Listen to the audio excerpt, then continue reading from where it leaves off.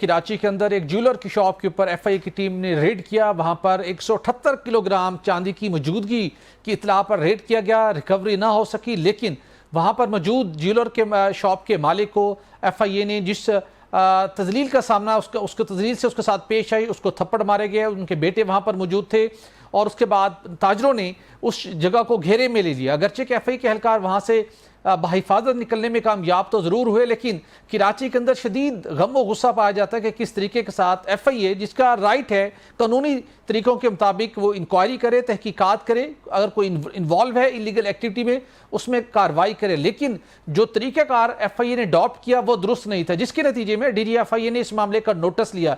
इस सारे मामले के लेटेस्ट सूरत हाल क्या है, ताजर बरादरी का इसके ऊपर क्या रिस्पॉन्स है और इस मामले को आगे कैसे इसको हल होना है, इस पर बात करने के लिए हमें ज्वाइन कर रहे हैं अहमद अफजल साहब, नुमाइंदा जीटीवी न्यूज़ कराची हैं।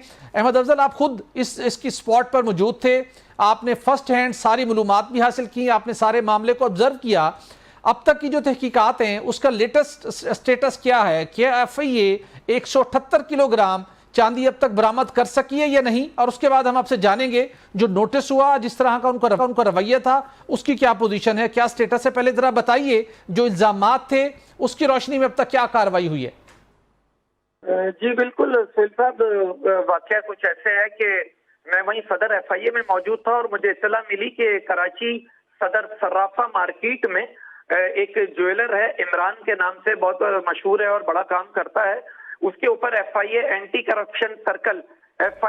करप्शन सर्कल कराची की टीम ने जो है गैर कानूनी और स्मगल्ड शुदा चांदी की बरामदगी और मौजूदगी के हवाले से कोई इत्तला थी। ये कहते हैं कि हमें कोई मुखबिर की इत्तला थी, उस हवाले से इस टीम ने वहां पे रेड किया, छापा मारा। जब मुझे पता चला तो मैं फौरी तौर पे उस जगह पे पहुंचा हूँ, मैं खुद वहां मौजूद रहा हूँ और जहाँ पे ये वाकया अंदर दुकान के वहां भी मौजूद हूँ और सारी सूरत और सारी चीजें मेरे सामने हुई है। 178 किलो चांदी की ये बात करते हैं, 178 किलो चांदी तो बहुत दूर की बात है। इनको वहां से 1 किलो भी गैर कानूनी स्मगल्ड शुदा चांदी नहीं मिल सकी है। और उसके हवाले से बात यह है कि इन्होंने दूसरी जो मतलब लोगों को जिस पर बहुत ज्यादा तशवीश और उन्होंने अपनी कंसर्न शो की है ताजरों ने, इन्होंने अंदर घुसते ही ना बात की, ना किसी किस्म की कोई उनसे तफसीलात मांगी। जैसा कि वीडियो में भी नजर आ रहा है, ताजिरों ने किसी किस्म की वीडियो के मुताबिक ना इनसे कोई ज्यादती की है, ना इनसे किसी किस्म का कोई प्रेशर दिया है, ना इनसे कोई बदतमीजी की है और ना ही किसी किस्म की जो है वो जो वो कहते हैं कि ना बदतमीजी की गई, ना ताजिरों ने कोई इन पे प्रेशर दिया है किसी किस्म का, ना इनको इनके काम से रोका है, ना इनको तलाशी लेने से रोका है, किसी किस्म की कोई ऐसी चीज नहीं की। और उन्होंने जाते ही जो है वो थप्पड़ों की बारिश कर दी। खास तौर पे ये जो सब इंस्पेक्टर है मोहम्मद इकबाल, जो के एसएचओ है एंटी करप्शन सर्कल कराची के, इन्होंने किसी किस्म की कोई बात नहीं की और इन्होंने मारना शुरू कर दिया। उसके अलावा सबसे अहम बात, इस रेडिंग टीम में प्राइवेट शख्स बिलाल, जो के नीली सलवार कमीज में नजर आ रहा है, जिसका किसी किस्म से कोई किरदार वहां पे रेड में नहीं बनता, वो सबसे पहले दाखिल होता है। दाखिल होने के बाद पूरी दुकान में दंदनाता फिर रहा है। उसके अलावा वहां पे पूरी दुकान तो ये जो नीले कपड़ों में मलबूस है, इसका ये एफआईए का मुलाजिम नहीं है? ये प्राइवेट आदमी बिलाल है जनाब, ये प्राइवेट आदमी बिलाल है, एफआईए से किसी किस्म का कोई ताल्लुक नहीं है। हैरत है, ये एफआईए शायद प्राइवेट लोगों को भी साथ लेके अपनी हेल्प के लिए हर सर्कल में इसी तरह की मलेशिया और प्राइवेट मलेशिया माफिया बनी हुई है और प्राइवेट मलेशिया और माफिया तमाम अफसरान ने जमा करके रखी हुई है, जो कि director general FIA Usman Anwar को नजर नहीं आती ये बात, डायरेक्टर कराची जोन मुंतजिर मेहदी को नजर नहीं आती ये बात।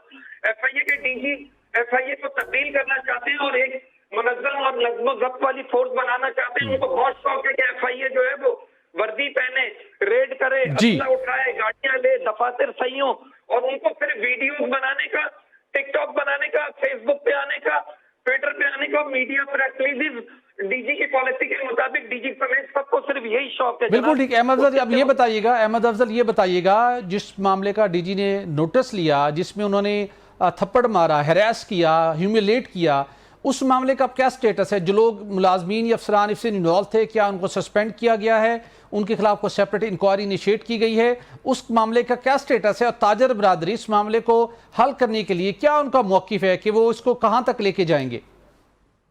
इसमें सबसे वो जो मौजूदा सूरत हाल ये है कि जब एफआईए की टीम वहां से जब निकल गई बाहिफाजत, और एफआईए कहती है हमें ताजिरों ने महफूर बनाया और ताजिरों ने प्रेशर किया और हम वहां पे महफूर से हरासा किया। ना किसी ताजिर ने उनको महफूर बनाया है, ना वहां पे वो महफूर हुए हैं। उनकी हिफाजत के लिए बड़ी तादाद में पुलिस और रेंजर मौजूद थी।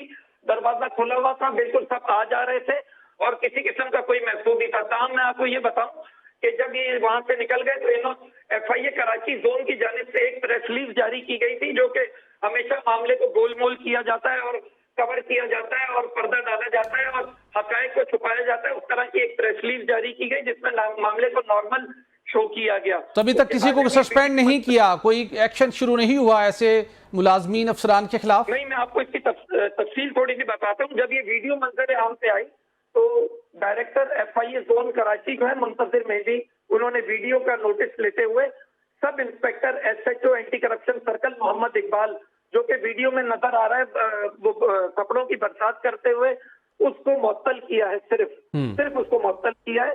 उसके अलावा जो पूरी रेडिंग टीम थी जो वहां पे मौजूद थी, उनको आज सुबह 10 बजे जोनल ऑफिस कराची एफआईए में, जो कि मुंतजिर मेहदी साहब का दफ्तर है, वहां पे deputy director crime and Sarfaraz Ali साहब, उनके दफ्तर में पूरी टीम को बयानात के लिए बुलवाया था, क्योंकि उस्मान अनवर साहब ने इस चीज के अहकाम जारी किए कि मुझे पीर की सुबह तक इस तमाम वाक़े की जामे रिपोर्ट पेश की जाए। इस हवाले से ताजिरों का कहना यह है कि हम पे ये मतलब ये जो सूरत हाल है या जो ये इक़दाम है ये इंतहाई तशवीशनाक है। बिल्कुल ठीक किया जाता है बिल्कुल ठीक एफआईए के नाम पे और ये बिल्कुल ठीक। अहमद अफजल, आपका बहुत शुक्रिया, आपने तफसील से कहा कि हम इसको फॉलोअप किए। लेकिन अब डीजीएफआई डॉक्टर उस्मान अनवर के लिए एक बड़ा इम्तिहान है।